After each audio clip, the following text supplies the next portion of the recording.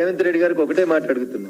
ఉత్తమారెడ్డి గారు సమీక్షించారు, ఎల్ఎన్టీని తిట్టిర్రు, రేవంత్ రెడ్డి గారు సమీక్షించారు, మొత్తం డీటెయిల్ గా రిపోర్ట్ ఇయ్యండి, అవసరమైతే హైకోర్టుకు ఉత్తరం రాస్తాం, సిట్టింగ్ జడ్జి తోటి విచారణ జరుపుతాం. ఎందుకన్నా ఇవన్నీ డొక్క తిరుగుళ్ళు ఎందుకు?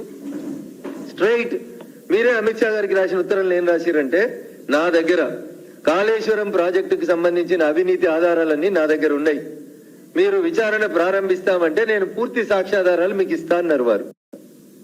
నేను అడుగుతున్నా రేవంత్ రెడ్డి గారిని, అన్ని సాక్ష్యాధారాలని ఒక ముఖ్యమంత్రి హోదాలో ఒక ఎన్వలప్ లో పెట్టి ఒక సింగిల్ పేజ్ ఉత్తరం, ఇగో ఇన్ని సాక్ష్యాధారాలు నా దగ్గర ఉన్నాయి కాబట్టి వీటన్నింటినీ పరిశీలించి తెలంగాణ సమాజం కోరుతుంది కాబట్టి తెలంగాణ రాష్ట్ర ముఖ్యమంత్రి హోదాలో కాళేశ్వరం ప్రాజెక్టు మీద మెగా కంపెనీ చేసినటువంటి కరప్షన్ మీద సిబిఐ చేత విచారణ జరిపించండి అని 4 లైన్లు రాసి పంపురన్నా.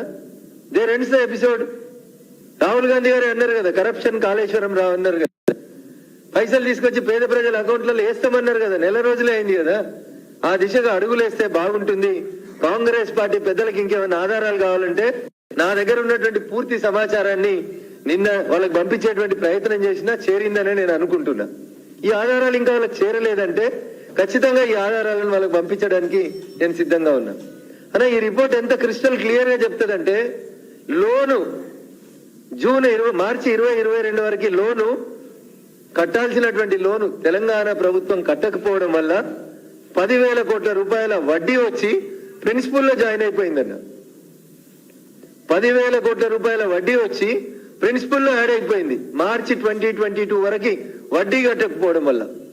ఈ వడ్డీకి వడ్డీ 3 నెలలకోసారి చక్రవడ్డీని లెక్కేసుకుంటూ పోతే జూన్ 2024 వరకు 1,49,000 కోట్ల 1,49,317 కోట్లు టోటల్ కాస్ట్ అవుతుంది.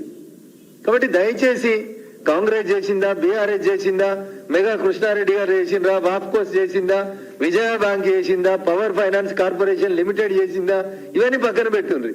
తెలంగాణ ప్రజల మీద వచ్చే ఫైనాన్షియల్ ఇయర్ కల్లా 1,50,000 కోట్ల భారం పడబోతుంది. దాదాపు అది రాష్ట్ర బడ్జెట్ తో సమానమైనటువంటి డబ్బులు. దీని మీద ఒక విచారణ జరుపుమని సిబిఐకి ఉత్తరం ఎందుకు రాస్తలేరు అని అంటే, తవ్వితే ఎలుకలు పట్టినట్టు. చాలా మంది పెద్దలకు అర్థం కాని ఏంటంటే, ఇవన్నీ పంచాయతీలు ఆడిపోయినాయంటే మన రాష్ట్రంలో జరుగుతలేవంట.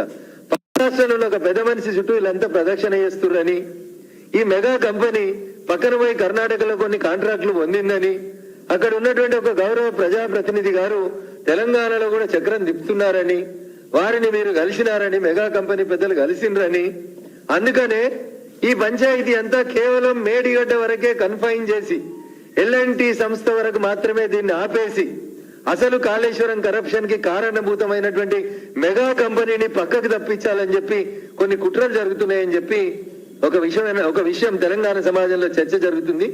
అందుకని దయచేసి గత ప్రభుత్వం చేసుకున్నటువంటి ఒప్పందాల లోపల భాగస్వాములు ఎవరు, కరప్షన్ ఎక్కడ జరిగింది, బిహెచ్ఎల్ కి 1,300 కోట్ల రూపాయల విలువ చేసే మోటార్లు కొనుగోలు చేసి 7,300 కోట్ల రూపాయల డబ్బులు చెల్లిస్తే ఇవాళ దాకా ఇన్వాయిస్లు రాలేదని కేంద్ర ఆడిట్ సంస్థలన్నీ అడిగితే కూడా ఎందుకు రాష్ట్ర ప్రభుత్వం నివేదిక ఇస్తలేదో ఒక్కసారి దయచేసి ఆలోచించాలి.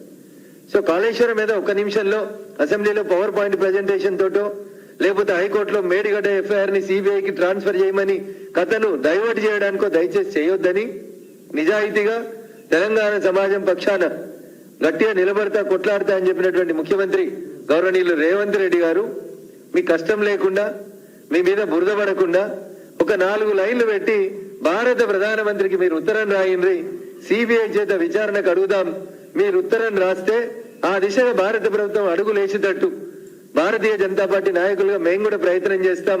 తెలంగాణ ప్రజలకి దక్కాల్సినటువంటి సొమ్ముని తిన్నటువంటి సంస్థలు, వ్యక్తులు ఎవరైనా వాళ్ళ నుంచి కక్కిద్దామని చెప్పి గౌరవ ముఖ్యమంత్రి రేవంత్ రెడ్డి గారికి విజ్ఞప్తి చేస్తూ, తెలంగాణ సమాజం ఆలోచించాలి.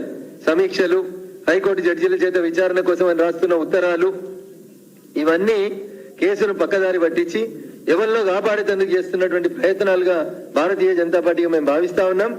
అందుకని మీ నాయకుడే చెప్పిండు, కేసీఆర్ అంటే కాళేశ్వరం కరప్షన్ రావు అని.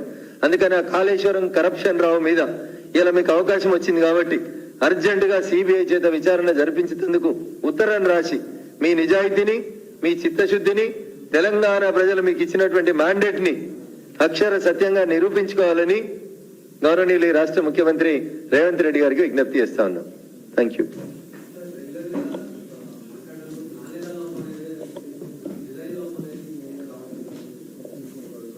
సార్ నేను అందుకనే చెప్తా ఉన్నా, ఈ మొత్తం ఎపిసోడ్ని కాంగ్రెస్ పార్టీ కేవలం మేడిగడ్డకు మాత్రమే కన్ఫైన్ చేసి, మేడిగడ్డలో నాణ్యత లోపం జరిగింది, కాపర్ డ్యామ్ కట్టలేదు, ప్రాపర్ గా డిపిఆర్ అప్రూవల్ కాకంటే ముందే కట్టినారు, ఎల్ఎన్టీకి ఇంకా ఫైనల్ బిల్లు చెల్లించలేదని కొందరు ఇరిగేషన్ అధికారులు అంటారు. ఇగో లేదు మేము పని పూర్తి చేసినామని మాకు సర్టిఫికెట్ ఇచ్చిండ్రని ఎల్ఎన్టీ అంటది. నేను మిత్రుడు గౌరవ ముఖ్యమంత్రి రేవంత్ రెడ్డి గారిని ఒకటే అడుగుతున్నా, ఇంకా ఫైనల్ బిల్లు చెల్లించకపోతే ఆ బిల్లు ఆపివేయండి. నాణ్యత లోపం ఉంది, కాపర్ డ్యామ్ కట్టలేదు, అయినప్పటికీ కూడా పని అయిపోయిందని సర్టిఫికెట్ ఇచ్చింది ఈఎన్సీని సస్పెండ్ చేయండి. Due negligence on the part of the government delegation of the duties remind చేయండి. ఆయన అసెంబ్లీలో రేవంత్ రెడ్డి గారు మంచి మాట అన్నారు, స్పీకర్ గారు వాళ్ళని ఎవరిని బయటికి పంపకుండ్రి, వాళ్ళు ఇక్కడ కూర్చోవలసిందే, మనం చెప్పేది వినాల్సిందే, అది మనం వాళ్ళకి ఇస్తున్నటువంటి పనిష్మెంట్ అన్నారు. అందుకని మిత్రుడు రేవంత్ రెడ్డి గారికి నాది ఒక విజ్ఞప్తి, సూచన కూడా, ఈ ఈఎన్సీలని అరవింద్ కుమారుల్ని మీ మీద మా మీద కేసులేసి నోటీసులు ఇచ్చిండు కదా అరవింద్ కుమార్ గారు, ఇంకో పంచాయతీలు, అది మళ్ళీ ఒక రోజు మాట్లాడుకుందాం.